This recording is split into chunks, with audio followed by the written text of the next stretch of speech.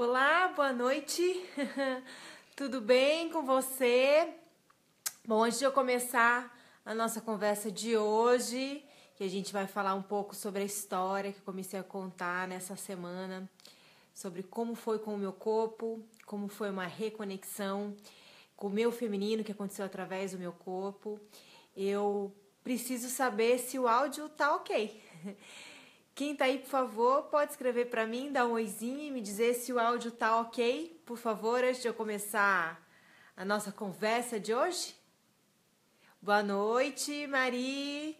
Estão me ouvindo bem? Por favor, quem tá aí vai me dizendo se está me ouvindo, se está me vendo bem, se a conexão tá ok para vocês. Tanara, boa noite. Vanessa, oi. Vocês estão me ouvindo bacana? Tá legal o áudio? Tá ok. Tá. Conexão tá ok? Imagem tá boa também? Tá. Ótimo. Ótimo. Marina, obrigada. Tá. Bom, eu não posso deixar de já começar. Obrigada, Márcia, Adriana, boa noite.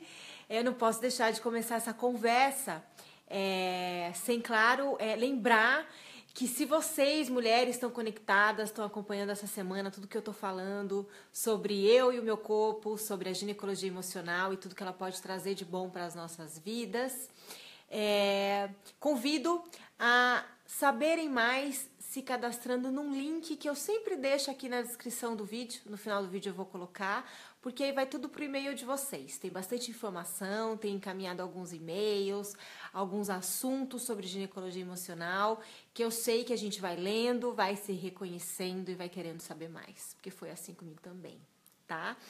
Bom, oi Gabi, somos todas maravilhosas. Boa noite, Loiane. Vão falando pra mim, onde é que vocês estão? Que cidade vocês estão? Vão escrevendo pra mim que eu quero saber de que parte do Brasil vocês estão se conectando comigo. Pode ser?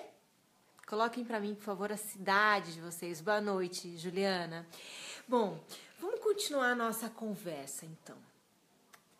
Eu contei, que uma primeira conexão que aconteceu com o meu corpo, claro, foi através de eu perder o braço, né? Mas que o que consagrou mesmo a minha aceitação, o que despertou o meu amor próprio, a minha autoestima, o que me trouxe autoconfiança, o que me fez mesmo gostar do meu corpo, foi quando eu precisei curar os meus ovários policísticos, que já faziam 16 anos que eu tomava pílula, e todas as vezes que eu tentava parar, era um Deus nos acuda, e o principal sintoma que acontecia que me incomodava muito era a acne na minha pele, né?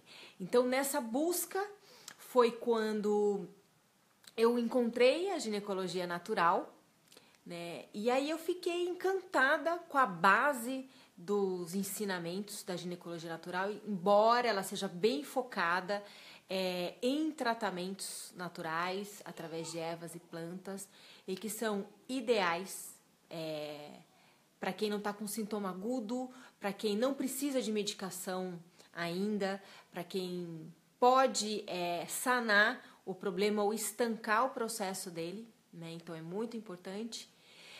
Mas, dando sequência na história, eu passei a conhecer, então, muitas coisas a respeito, primeiro, da história da mulher na humanidade. Vocês sabem alguma coisa a respeito das mulheres nas sociedades bem antigas, milenares, de antes de Cristo, lá atrás? Alguém sabe? Conta pra mim. Gabi, você também tem ovários policísticos, tá? A gente vai falar bastante disso, em vários assuntos que vão chegar adiante por e-mail também. Tátia de Botucatu, quem mais? Vocês têm ideia? Mato Grosso, Cáceres? Não, a Tanara disse que não. Bom, eu tenho uma coisa muito bacana e que pra mim foi muito reveladora pra contar pra vocês, né? E que a história que a gente estuda na escola, ela começa muito recente, ela começa praticamente na Idade Média, né? Para quem estudou o básico de história e não fez história como faculdade mesmo, né? Bom, então tem uma coisa para contar para vocês que para mim foi uma grande revelação. Nas sociedades bem antigas, mesmo milenares, na época em que eram aldeias e tribos, quem dava as diretrizes para toda a tribo, o que deveria ser feito, como tudo deveria funcionar, os caminhos que deveriam ser seguidos, as providências que deveriam ser tomadas para o bem comum de todos os moradores daquela aldeia, daquela tribo, éramos nós, mulheres. Dá para acreditar? Isso para mim foi incrível, descobrir, né? Agora, vocês têm ideia de por que éramos nós, mulheres, que dávamos todas as diretrizes da aldeia, das tribos, nas sociedades milenares, ancestrais? Vocês têm ideia? Escrevam para mim se vocês têm ideia. É claro que a gente já sabe, né? A gente consegue dar conta de muitas tarefas ao mesmo tempo, a gente tem uma capacidade cognitiva de ser multifuncional, de sermos proativas, a gente assume muitas responsabilidades ao mesmo tempo e consegue dar conta de tudo, mas vocês conseguem? Porque somos mães? Tem a ver com isso, tá, Nara? Tem a ver com isso, mas não é bem isso. Aliás, foi muito bom você dizer isso, porque é muito importante eu frisar que nós temos útero e nós podemos gerar a vida. Porém, a escolha de não gerar, de não ter filhos, não nos faz menos femininas, menos mulheres ou menos poderosas. De forma alguma. Aliás, muitas mulheres poderosas que eu conheço não precisaram ter filhos, não quiseram ter filhos. E isso é uma escolha. Não nos faz menos mulheres ou menos poderosas do que as que são mães. Foi bom você tocar nesse assunto, porque algumas pessoas têm me escrito a respeito disso. Então, só pra gente deixar isso bem claro, tá? Pela sensibilidade, também tem a ver com isso, Juliana.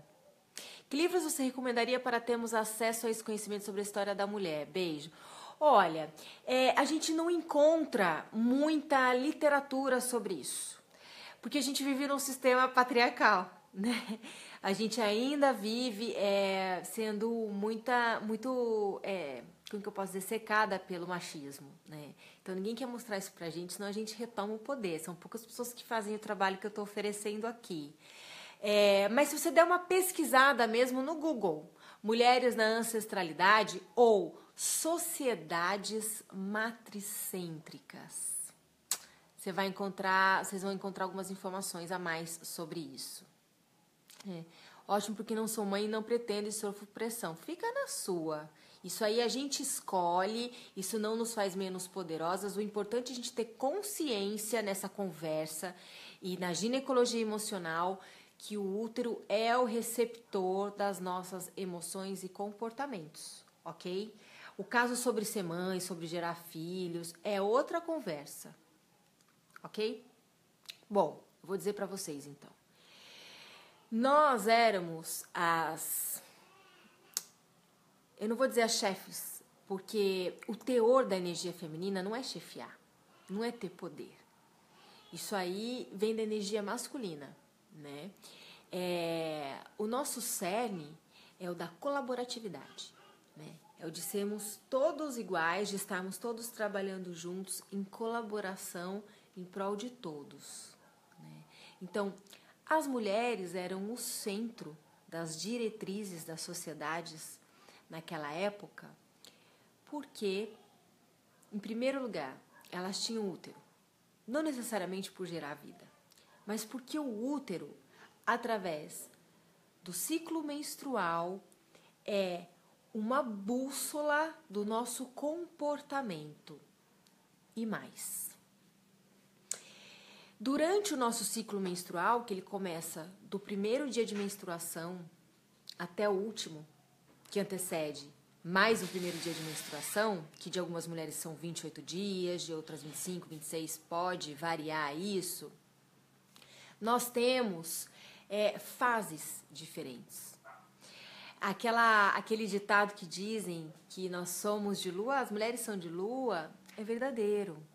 E isso é muito bom, porque isso é muito autoconhecimento quando a gente passa a entender em cada período do nosso ciclo, quem nós somos, quais as características que nós temos mais acentuadas, para a gente poder usar cada fase a nosso favor e saber as coisas que nós não devemos fazer, ou que nós não somos boas em fazer, ou não estamos aptas ou disponíveis em cada fase. Isso tudo é conhecimento ancestral, né? Só que ninguém ensina nada disso pra gente.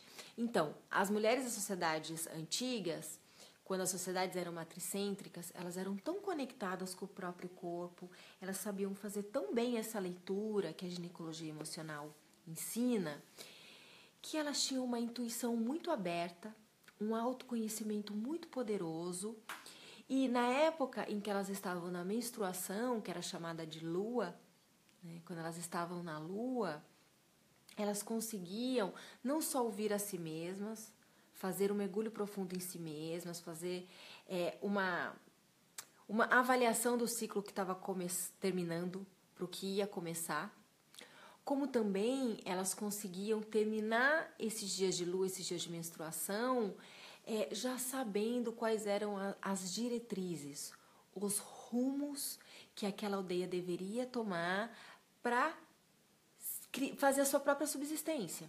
Então, por exemplo, elas sabiam exatamente como seria o tempo, que tipo de grão ou de raiz deveria ser plantada porque o clima iria colaborar, se alguma colheita deveria ser antecipada porque viria uma grande tempestade ou uma estiagem. Elas sabiam dizer se as marés iriam colaborar ou não na pesca que os homens iriam ao mar para fazer.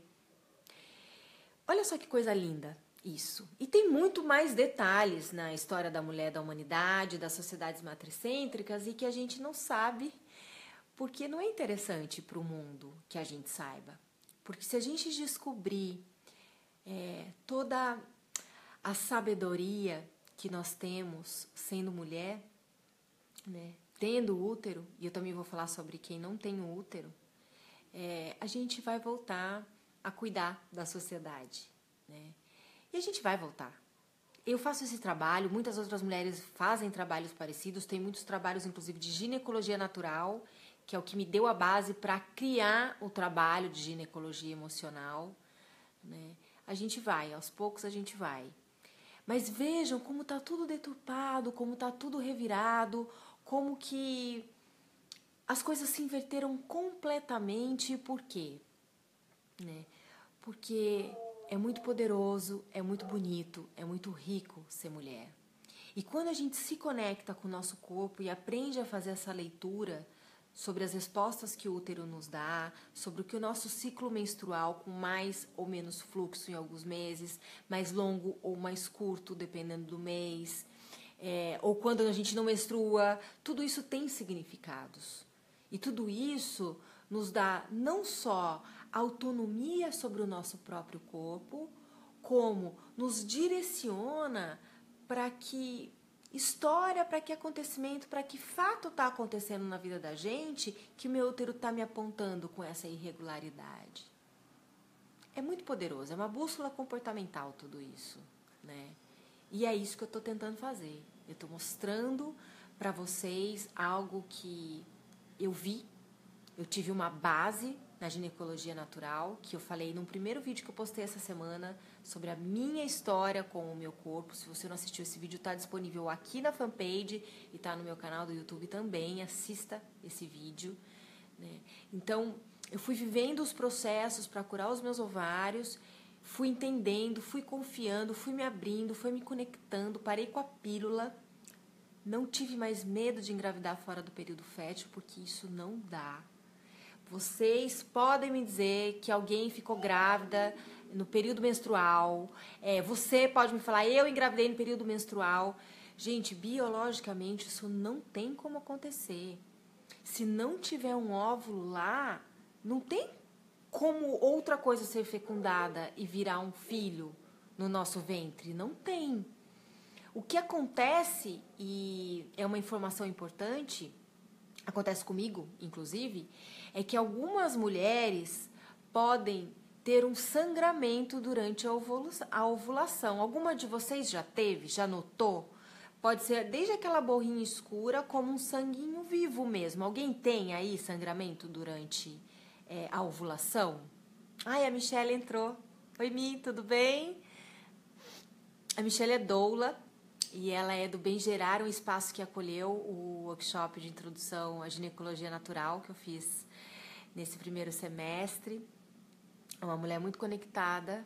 Mi, você tirou o DIU? Depois escreve aí pra mim que eu quero saber, tá? Rosana, eu tenho sofrido muito com hemorragia e estou pensando em tirar o meu... Não tira útero, não tira útero. Nossa, super importante você ter falado isso, Lu. Não tira útero. Você tá ouvindo tudo que eu tô falando a respeito do útero? Lu Scott. Se você entrou agora aqui nessa live, eu vou pedir para depois, como ela vai ficar disponível aqui completa na íntegra, para depois você assistir. É muito comum aparecer um problema, um mioma, a gente tem um diagnóstico e os médicos dizerem que a gente deve tirar o útero, tá? Existem muitas alternativas, tá? A primeira é que quando a gente realmente está conectada com o nosso corpo e a gente sabe o poder que o nosso útero tem, a gente aprende a fazer as leituras que eu estou falando aqui, a gente sente que o útero não pode sair, né? E a gente tem alternativas, não é só tirar o útero. Por exemplo, na Argentina existem muitas mulheres que trabalham com ginecologia natural, que é a raiz da ginecologia emocional, né? E que elas curam, inclusive, câncer de útero com tanchagem, que é